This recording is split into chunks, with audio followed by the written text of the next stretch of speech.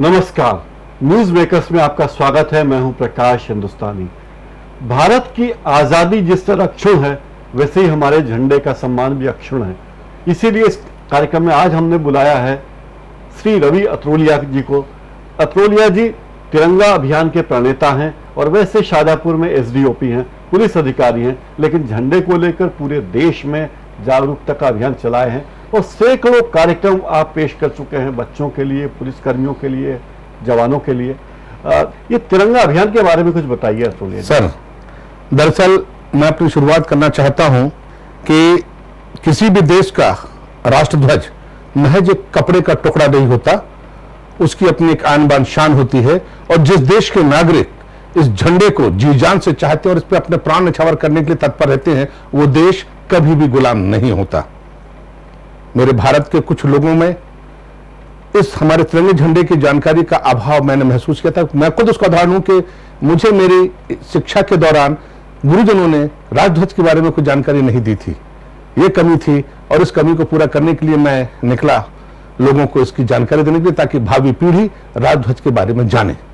तो इसके लिए मैंने इस्माइल लहरी कार्टूनिस्ट हैं, उनके माध्यम के उनके दोस्तों के साथ बैठकर तिरंगे के बारे में जानकारी इकट्ठी की, एक शोध कार्य करके इकट्ठा करने के बाद उनसे चित्र बनवाए और 1 घंटे का पावर पॉइंट प्रेजेंटेशन मैंने उसमें तैयार किया, जिसमें सन 1600 से लेकर 1947 तक ध्वज के जो स्वरूप बदलते गए और अंततः 1947 में जिस ध्वज ने आकार लिया जो आज हमारा राष्ट्रध्वज है, उसके नाम्स क्या हैं, कब उसे फहराया जाए सम्मान के साथ, कैसे नष्टीकरण किया जाए और उसके झंडे के रंगों का अर्थ क्या है, इन सब बातों से। तिरंगा पहली बार जी कब फहराया गया हमारे देश में? हाँ, जी बिल्कुल। देखिए, 15 अगस्त 1947 की आधी रात को। जी, मैं इसमें थोड़ा सा ये जानकारी देना चाहूंगा कि 14 अगस्त को लॉर्ड माउंटबेटन द्वारा आजाद भारत के दस्तावेज तो हमारे संविधान सभा के अध्यक्ष डॉक्टर एन प्रसाद को सौंपे गए थे और रात्रि 00:00 बजे से हम आजाद हुए। विदेश में और देश में रहने वाले लोगों ने अपने तरह पर झंडे फहराना शुरू कर दिए थे, लेकिन सुबह 8:30 बजे, माफ करें, सुबह 10 बजे की बात है, 10 बजे की बात है, क्योंकि 8 बजे तो पंडित नेहरू गए थे शपथ लेने जी, और शपथ लेकर लौटे। तो उसके बाद उन्होंने सेंट्रल हॉल में 21 तोपों की सलामी के बीच में तिरंगा फहराया था और उस दिन फिर राजनीतिक कार्रवाई पूरी करते करते पूरा दिन 15 अगस्त का निकल गया था। 16 अगस्त को सुबह 8:30 बजे लाल किले की प्राचीर से पंडित नेहरू ने तिरंगा फहराया। और उस लाल किला ही क्यों चुना गया? 16 अगस्त को क्यों फहराया गया? चूंकि 15 अगस्त को हम नहीं फहरा पाए थे और 16 अगस्त इसलिए कि ठीक उसके दूसरे दिन हमें देशवासियों को बताना था कि हम आजाद हो गए हैं। और उसके लिए उन्होंने, दरअसल क्या था कि लाल किला इसलिए बीच में आया है कि सुभाष चंद्र बोस जी का सपना था कि आजाद भारत का राष्ट्रध्वज लाल किले से फहराया, क्योंकि लाल किला सत्ता का प्रतीक बन चुका था। तो पंडित जवाहरलाल नेहरू ने, जो हमारे पहले प्रधानमंत्री थे, उन्होंने इस बात का उल्लेख करते हुए वहां पर झंडा फहराया और 16 अगस्त के बाद हर 15 अगस्त को झंडा फहराने की परंपरा शुरू हुई है। जो हमारा वर्तमान स्वरूप है तिरंगे का, जी, इसे अंतिम रूप कब दिया गया? जी हाँ, दरअसल जब मैं ये कहना चाहता हूं कि लॉर्ड माउंटबेटन जब भारत के अंतिम वायसराय बनकर आए थे, अंतिम वायसराय इसलिए कह रहा हूं कि उन्हीं के कार्यकाल में हमें आजादी मिली, तो उन्होंने जब संविधान सभा का गठन हो चुका था और उसमें राष्ट्रध्वज की समिति जो बनी थी, उस समिति के द्वारा विचार विमर्श के बाद पहले तो उसमें यह कहा गया था कांग्रेस ने अपना तिरंगे झंडे को ही राष्ट्रध्वज के बारे में स्वीकार करने का आग्रह किया था कमेटी के सामने, मगर लोगों ने इस बात का विरोध किया कि विश्व में किसी भी जगह पर किसी भी पार्टी का पार्टी राष्ट्रध्वज में परिवर्तित नहीं हुआ, तो लिहाजा भारत में भी ये नहीं होना चाहिए। अब चर्चा विमर्श के बाद जो कांग्रेस का झंडा था, जिसमें केसरिया, सफेद और हरे रंग की पट्टी थी और अपना चरखा अंकित था, तो उन्होंने, लोगों ने सहमति बनी कि ठीक है, ये 3 रंग तो हम स्वीकार कर लेंगे, लेकिन चरखा तो थोड़ा सा विकल्प ढूंढे। तो उसका विकल्प हमें मिला था अशोक की सारनाथ वाली राजधानी में, जो अपना पत्थर की शिला पर चक्र था, धर्म चक्र, उसमें काफी सलाखाएं थी। हमने चुना सिर्फ चक्र को, क्योंकि चक्र प्रगति का प्रतीक था। तो अर्थ ये निकाला गया कि उस चक्र में 24 सलाखाएं, अब क्यों चक्र प्रगति का प्रतीक जी, 24 सलाखें, 24 घंटे प्रगति का प्रतीक। और आपको एक खास बात और बताता हूं कि उसका जो हमने नीला रंग चुना है जी, उसके पीछे भी एक बहुत बड़ी सोच थी जी, अंतहीन प्रगति की। जिस तरह से अनंत विशाल है नीला आकाश और अथाह गहरा है नीला सागर, इसलिए उस चक्र को हमने नीले रंग से चुना, ये प्रगति के रूप में चुना। इसे जैसे ही लगाया तो इसे हमने स्वीकार किया। संविधान सभा में जब प्रस्ताव पारित हुआ वो तारीख थी 22 जुलाई 1947 जी। और 23 जुलाई को हिंदुस्तान टाइम्स ने इसे मेन न्यूज के रूप में इसमें शामिल किया था इसको। और मैं एक बात और भी कहना चाहता हूं कि ये राष्ट्रध्वज हमने जब स्वीकार कर लिया तो वहां पर कुछ फिर हमारे लिए नाम्स भी आए, रंगों का अर्थ भी हमें बताया गया। संविधान सभा में जो बताया था, अगर आप चाहे तो मैं अर्थ बता दूं क्या? अर्थ मेरे ख्याल से हाँ, बता, जल्दी से बता। चलिए, तो अर्थ ये था कि केसरी रंग था त्याग और बलिदान का, सफेद था सत्य और शांति का, और केसरी अपना हरा रंग था श्रद्धा और शौर्य का। और चक्र के बारे में बता ही चुका हूं मैं आपको जी। नो आकार तय है हमारे ध्वज के लिए, तो कौन कौन से वो नो आकार है? देखिए, अपना जो फ्लैग कोड इंडिया है इसमें भारत शासन ने 9 साइज के ध्वजों को जगह दी है, जिसमें एक बहुत ही बड़ा साइज था 21 फीट बाई 14 फीट का, और सबसे छोटा आता है हमारा टेबल फ्लैग। और इसके बीच के मतलब की जो साइज है, जिसमें कि बड़े भवन पर, शासकीय भवनों पर, हम अपने नागरिक अपने भवनों पर लगा सकते हैं, हवाई जहाज और ट्रेन पर लगा सकते हैं, और 100 पीठिकाओं पर जो ध्वज रहता है, इस तरह के 9 फ्लैग उसमें शामिल किए गए हैं। मतलब ध्वज का आकार तय है, उसकी लंबाई और चौड़ाई तय है। लंबाई 1.5 गुना है, चौड़ाई की ये इसको अनुपात में कहते हैं, 2:3 का रेशियो रखा गया है, 3 का अनुपात, और इसी रेशियो में हम कोई भी झंडा बनाएंगे वो तिरंगे का। झंडा रात को भी फहराया जा सकता है। नवीन जिंदल जी ने अभी एक अनुमति ली है सुप्रीम कोर्ट से कि झंडा रात को भी फहराया जा सकता है, क्योंकि हम झंडे का सम्मान कर रहे हैं। देखिए क्या नियम? देखिए, मैं अभी तुम्हें बहुत क्लियर कर देना चाहता हूं।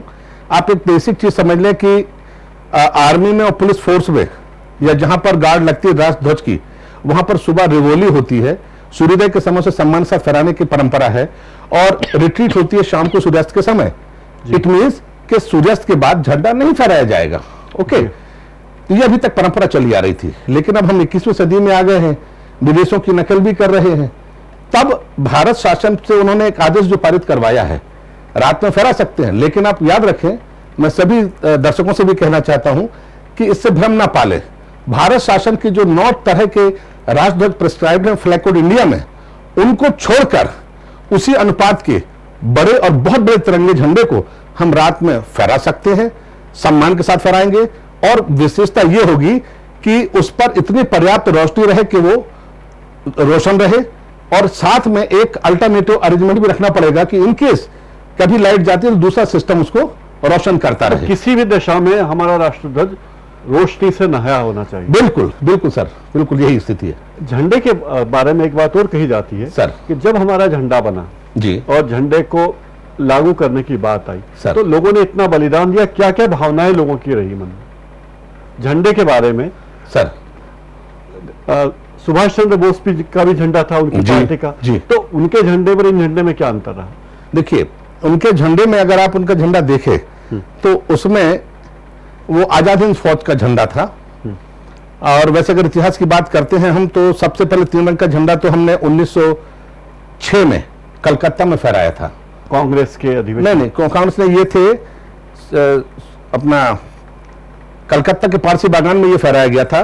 और 6 अगस्त की बात है, क्योंकि बंगाल विभाजन का विरोध का जो चल रहा था, उसकी पहली वर्षगांठ पर ये झंडा फहराया गया था 3 रंग का, लेकिन वो तिरंगे जैसा नहीं था, वो 3 रंग का था। और हमने 3 रंग का झंडा इसलिए चुना है कि हमने फ्रांस से प्रेरित रहे हैं कि फ्रांस का झंडा स्वतंत्रता, समता और भाईचारे का प्रतीक रहा, इसलिए हमने 3 रंगों को चुना। दुनिया के कई देशों में झंडों की पट्टियां आड़ी हैं जी, हमारी पट्टियां इस तरह हैं। हाँ। समानांतर रेखाएं, ऐसा क्यों?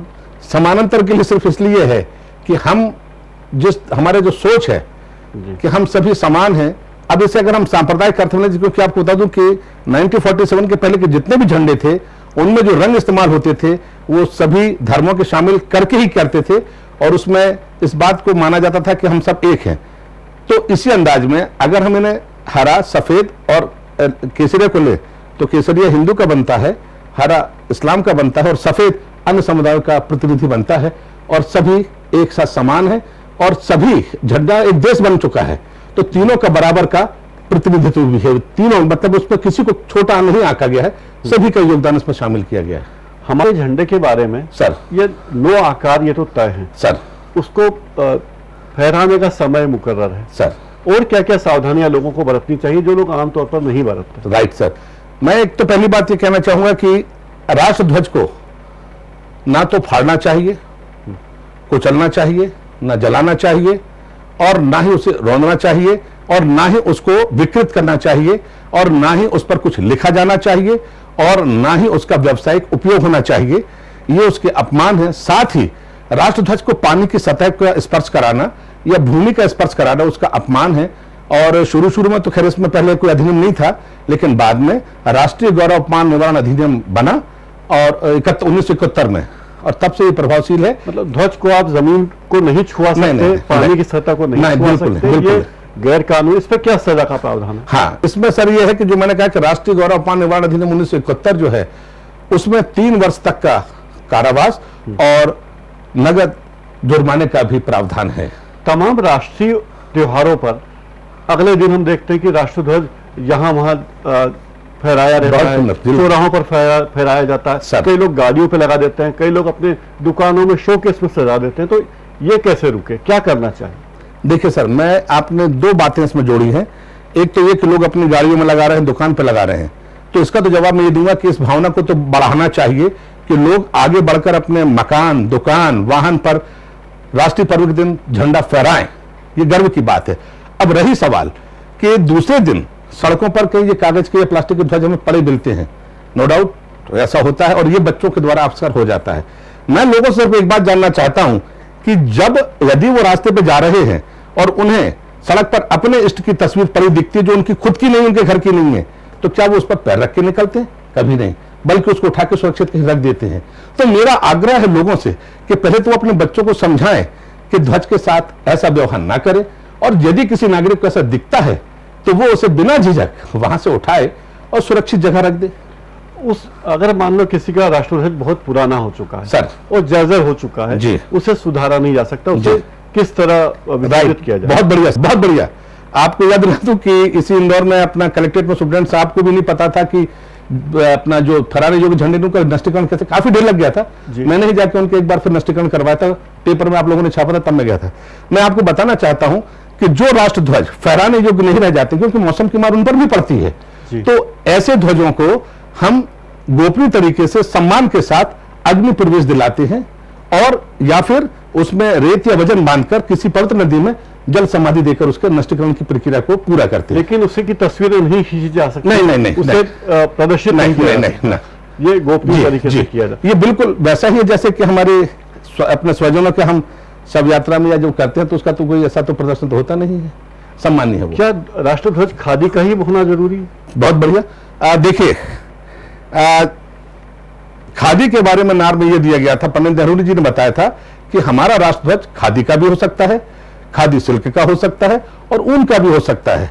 लेकिन इसकी एक विशेषता यह है कि खादी के ध्वज को, राष्ट्रध्वज का जो है सूत हाथ से काटा जाएगा और कपड़ा भी हाथ से बुना जाएगा, और इस प्रक्रिया को से आधार पर उत्तरी कर्नाटक के गर्ग गांव में स्वतंत्र संग्राम सेनानी है जो 1950 से इसी विधा से खादी के कपड़े का, झंडे के कपड़े का निर्माण करते हैं। उस कपड़े पर फिर रंग होने के लिए बाहर जाता, पहले सिर्फ एक ही सेंटर था, अब भारत में 4 सेंटर हो गए, और शासकीय बिल्डिंगों पर तो ये सख्ती से लागू है कि वही खादी के ध्वज फहराए जाएंगे, और वे ध्वज जो बनते हैं उस पर ISI मार्का लगता है, उस पर उसका उत्पादन की तारीख लिखी जाती है, उसकी साइज लिखी जाती है, और उसे प्रमाणित करके रखा जाता है। इस तरह से होता है। एक लगे हाथ बात बताना चाहूंगा मैं कि ISI जो मार्क हमारे यहाँ लगता है विश्वसनीयता के प्रतीक के रूप में जी, तो आपको बता दूं हमारा झंडा तो खुद विश्वसनीयता का, राष्ट्रध्वज का मैं बता दूं आपको, जो उस संस्था जो हमने स्थापित की थी जी, उसका पहला प्रोडक्ट हमारा राष्ट्रध्वज था, और उसका नंबर था ISI 1 1951।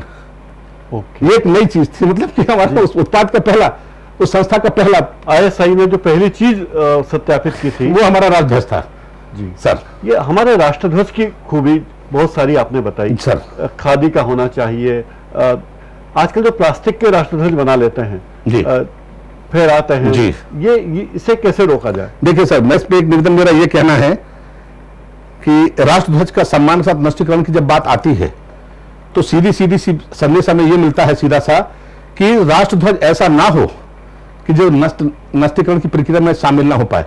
प्लास्टिक जो है नष्ट नहीं होती है, तो मैं तो आग्रह यही करता हूं कि प्लास्टिक के राष्ट्रध्वज का निर्माण ना किया जाए और शासन इस पर चिंतन करके इस तरह के ध्वजों के निर्माण को बंद कर, भले ही कागज के बनने दें लेकिन प्लास्टिक की नहीं, क्योंकि वो नष्ट होती नहीं है, उसे नष्ट किया नहीं जा सकता, तो वो थोड़ा सा उसको रखा जाए।